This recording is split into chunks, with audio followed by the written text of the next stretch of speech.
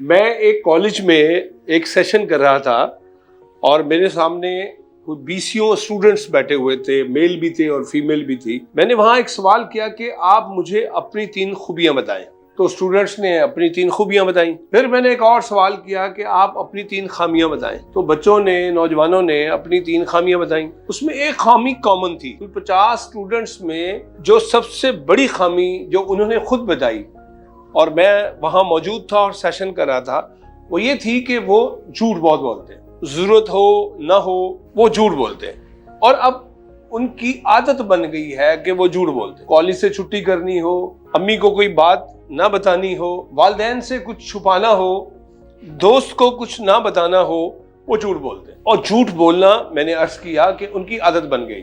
اب یہ کامن عادت ہے اور میں حیران ہوں کہ ہمارے ہاں اور بڑی برائیاں معاشرے میں پھیل گئی ہیں، ہمارے ہاں اور بڑے گناہ معاشرے میں سرایت کر چکے ہیں، مگر جھوٹ تیز رفتاری سے لوگوں کی عادت بن گئی ہے۔ جھوٹ بہت تیز رفتاری سے لوگوں کی عادت بن گیا ہے۔ ہمیں جھوٹ سے بچنا چاہیے۔ دیکھیے نبی صلی اللہ علیہ وسلم نے فرمایا جھوٹ جو ہے انسان کو فجور کی طرف لے جاتے ہیں اور فجور جہنم کے راستے کی طرف لے جاتا ہے۔ تو آپ میں سے کون چاہے گا کہ میں جہنم میں جاؤں، جہنم کا راستہ دیکھوں؟ تو جھوٹ بولنے والے پر تو رب نے لعنت بھی کی ہے، پھر ہم کیوں جھوٹ بولتے ہیں؟ میں نے بہت کوشش کی کہ میں جانوں، میں وہ وجہ جان سکوں کہ لوگ جھوٹ کیوں بولتے ہیں۔ تو مجھے یہ سمجھ آئی کہ 2 وجوہات ہیں کہ جن کی وجہ سے نوجوان ہوں، مرد ہوں، خواتین ہوں، بوڑھے ہوں، بچے ہوں، جھوٹ بولتے ہیں۔ 2 وجوہات۔ پہلی وجہ یہ ہے کہ وہ خوف کے باعث جھوٹ بولتے ہیں، اور دوسری وجہ یہ ہے وہ لالچ کی وجہ سے جھوٹ بولتے ہیں۔ خوف کے باعث اور لالچ کی وجہ سے۔ تو یہ خوف کس بات کا؟ خوف تو صرف اگر انسان کے دل میں ہو تو اللہ کا خوف ہو، اور اللہ تو جھوٹ سے منع کر رہا ہے۔ میں بات ادھوری چھوڑ گیا تھا کہ رسول اللہ صلی اللہ علیہ وسلم نے فرمایا فجور انسان کو جہنم کے راستے کی طرف لے جاتا ہے، اور جھوٹ بولنے والا مسلسل جھوٹ بولنے کی کوشش کرتا ہے، یہاں تک کہ وہ بہت بڑا جھوٹا بن جاتا ہے، اور اللہ تعالیٰ اپنی کتاب میں اس کو کذاب لکھ دیتے ہیں، یعنی بہت زیادہ جھوٹ بولنے والا لکھ دیتے ہیں۔ تو عزیز ساتھیو، یہ بات ذہن میں رہے کہ ہم خام خواہ میں بلا وجہ ہی بے وجہ جھوٹ بولنے کے عادی ہو گئے ہیں، اور یہ بہت بڑی ناکامی ہے۔ آپ خوف میں اگر آتے ہیں تو سب سے بڑا خوف تو اللہ کا ہے۔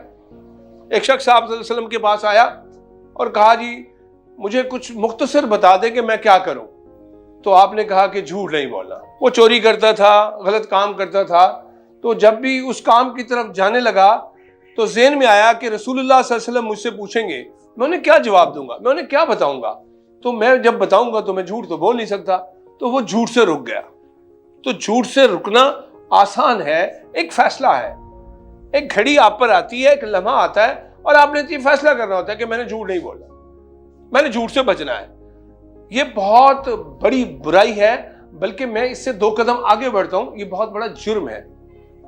یعنی وہ ولی کا واقعہ آپ نے سنا تھا، حضرت شیخ عبد القادر جیلانی رحمۃ اللہ علیہ کا، سب نے سنا ہوگا کہ انہیں جھوٹ نہیں بولا تھا کہ میرے پاس درہم و دینار ہے اور میری ماں نے میرے کپڑوں میں سیکے دیے ہوئے۔ وہ سردار مسلمان ہو گیا تھا، توبہ طائب ہو گیا تھا۔ تو ہم کیوں جھوٹ بولتے ہیں؟ ہم مقرر ہیں، اسپیکر ہیں، ٹرینر ہیں، ٹیچر ہیں، صنعتکار ہیں، کسان ہیں، وکیل ہیں، ہم طالب علم ہیں، ہم کچھ بھی ہیں، انجینئر ہیں، ڈاکٹر ہیں، کچھ بھی ہیں۔ ہمیں جھوٹ بولنے کی کیوں ضرورت ہے؟ ہمیں اللہ کا خوف دل میں رکھنا چاہیے، اور لالچ بھی اللہ کی طرف سے ہونی چاہیے کہ ہمیں اللہ انعام دے گا، سچ بولنے کا انعام دے گا۔ یاد رکھیں، سچائی اور جھوٹ کی جنگ جاری رہتی ہے۔ دل کہتا ہے سچ بولو، پھر کہتا ہے نہیں یار جھوٹ بولنے سے جان بچ جائے گی، عزت آبرو برقرار رہے گی۔ نہیں، آپ مصلحت کے ساتھ اگر جھوٹ بولتے ہیں تو آپ جھوٹے لکھ دیے جاتے ہیں، اور اللہ کی کتاب میں آپ کذاب لکھ دیے جاتے ہیں۔ کذاب کہتے ہیں بہت بڑے جھوٹے آدمی۔ یہ بھی بات آپ کے ذہن میں رہیے کہ آپ نے جھوٹ کے مقابلے میں ہمیشہ سچ کو اختیار کرنا ہے۔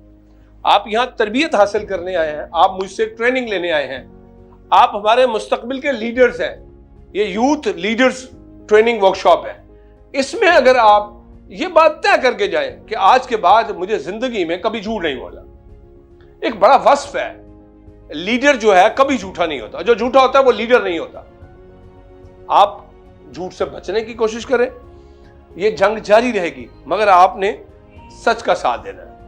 جھوٹ کی رفتار بہت تیز ہے, سچ سے تیز ہے, مگر منزل جو ہے وہ سچے لوگوں کو ملتی ہے. جھوٹا ہار جاتا ہے, رسوا ہوتا ہے, ذلیل ہوتا ہے, خوار ہوتا ہے, بدنام ہوتا ہے, اپنے ذمے برائی لیتا ہے. میں نے پہلے عرض کیا یہ چھوٹی برائی نہیں ہے, بڑی برائی ہے. یہ کپڑے کہاں سے لیے؟ یہ دبئی سے آئے ہیں, یہ انگلینڈ سے آیا میرا کوٹ, یہ جاگر امریکہ سے آیا. بھائی یہ یہیں سے تم نے لنڈے سے خریدا ہے. اور کسی کو جھوٹ بولنے کی ضرورت ہی کیا ہے کہ ہماری اتنے رقبے ہیں, ہماری اتنی فیکٹری ہیں, ہمارے اتنے گھر ہیں, ہماری اتنی گاڑی ہے. کس نے پوچھا آپ سے؟ کسی نے پوچھا بھی نہیں. آپ خام خواہ میں جھوٹ بولتے جا رہے ہیں. اس لیے عزیز ساتھیوں, جب کبھی بھی سچ اور جھوٹ کا مقابلہ ہو, آپ نے سچ کے ساتھ کھڑے ہونا ہے. آپ نے جھوٹ کا ساتھ نہیں دینا, آپ نے حق کا ساتھ دینا ہے. اور آپ جس مشن پر گامزن ہیں, آپ نے یہ عہد کیا ہے کہ مجھے قوم کی رہنمائی کرنی ہے, مجھے ایک لیڈر بننا ہے, مجھے اپنے اندر اعلیٰ اوصاف پیدا کرنے ہیں, مجھے ایک بہترین شخص بننا ہے, ایک اچھا انسان بننا ہے, تو پھر اس بڑی برائی سے آج توبہ کریں. یہ وقت ہے, یہ گھڑی ہے, یہ موقع ہے, یہ لمحات آپ کو میسر ہے. آپ کو میں کوئی نصیحت کرنے کے لیے یہاں نہیں آیا, مجھے آپ کو لیڈرشپ کے اوصاف بتانے تھے. تو ایک وصف جو آپ کے اندر پیدا ہونا چاہیے وہ سچائی کا وصف.